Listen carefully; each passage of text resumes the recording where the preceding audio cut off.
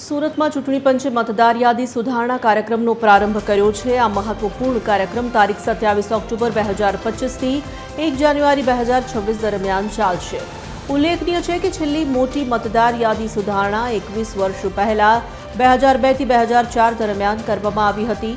આ કાર્યક્રમ હેઠળ 4 નવેમ્બરથી 4 ડિસેમ્બર સુધી બ્લોક લેવલ ઓફિસર્સ દ્વારા દરેક ઘર સુધી પહોંચીને મતદારોની ગણતરી અને ચકાસણી કરવામાં આવશે।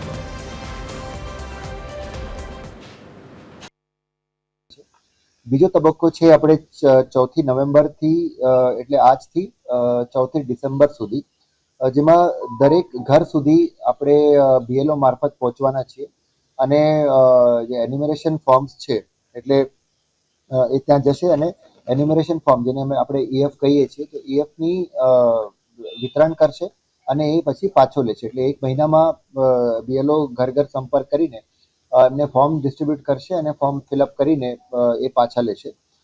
જો મતદાર ના મળે તો એમાં 3 વખત બીએલઓસ છે એમના ઘરે જશે, 3 વખત સંપર્ક કરવાનો ટ્રાય કરશે